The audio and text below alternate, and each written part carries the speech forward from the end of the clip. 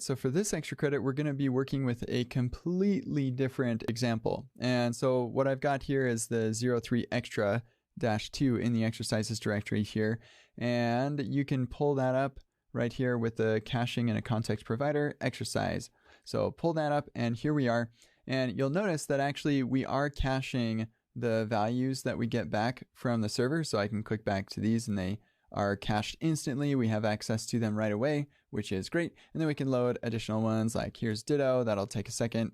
And then we can go to Pikachu and then Ditto again. But I want to have a list of all of the elements that I have in my cache right here. And this UI is in a different component.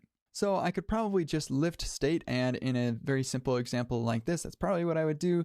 But let's see how we could use context to accomplish the same thing. So here down right here is where this Pokemon selection is going to be, where we're going to have these buttons rendered for each element in the cache. So here's our Pokemon selection UI, which is going to give us both our previous Pokemon UI and the Pokemon info. And then the previous Pokemon UI here is where we're rendering all of these buttons that you can click on to select the Pokemon that you want to pull up from the cache. So let's take a look at how this cache is implemented. In our Pokemon info component, we have a React use reducer for our Pokemon cache reducer, and we have the cache and dispatch. And this is just going to update our use effect here for interacting directly with that cache to add a Pokemon to the cache. And I'm fine doing this interaction right here, but I want this cache and this dispatch to exist elsewhere in context, and then I can retrieve it from context. So that is what I'm going to do. I'm going to come right up here and I'm going to create my Pokemon cache context. And that will be React create context. And we won't have a default value because there's no reasonable default that we could put here. And now we're going to make a function for providing a value to this context. So Pokemon cache provider.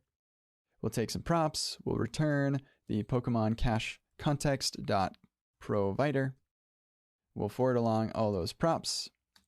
And then we need to create a value, which we're going to forward along to the value prop here.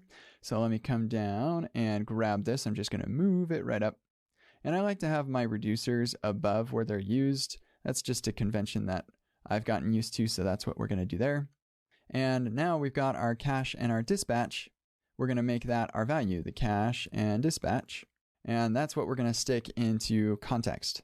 All right, awesome. So now we need to still get that cache and dispatch for this to work. So I'm going to get my cache and dispatch from React, use context. And you know what? Let's skip that. We're going to make a custom hook. That's our use Pokemon cache.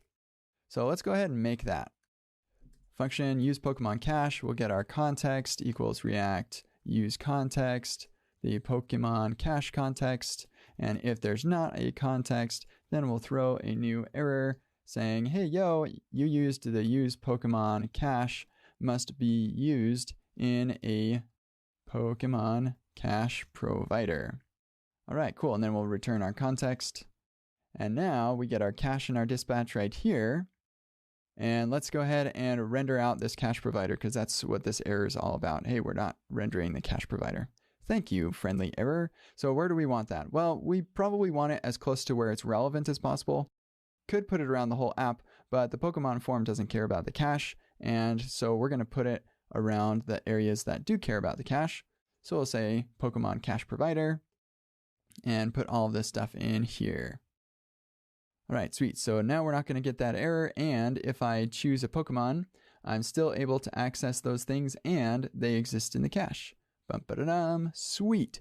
So next, I'm going to make the previous Pokemon use that cache value from our Pokemon context cache. So we're going to say use Pokemon cache, and we're going to get our cache from that.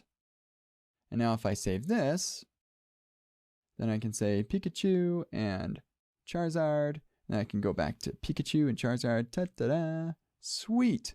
And then there's one last thing here where I've got an ESLint error, and I can just automatically fix that. Thank you, Dan. And I know that this dispatch is going to be consistent. The reason that we didn't have to include that before and we have to include it now is because the ESLint plugin doesn't know that the dispatch function is actually just a dispatch that's coming from useReducer. And so it's just saying, hey, I don't know what this thing is, and we probably better include it. Luckily for us, React ensures that the dispatch we get from useReducer is stable, and so we'll never have a render where this dispatch is a different function from the previous render, and so including it in our dependency list isn't going to cause any trouble at all.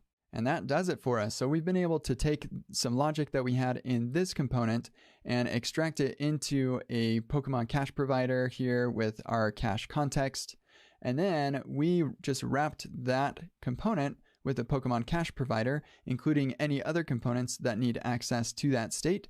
And then we're able to pull that out of our context using this custom use Pokemon cache hook, and right here as well where we needed it in the first place. And so that's an effective way to share state between components. Again, I would probably just have lifted state instead and not use context at all for this simple use case, but there are absolutely times in real applications where using context to solve this problem is totally warranted, and this is how I would go about doing that for situations like that.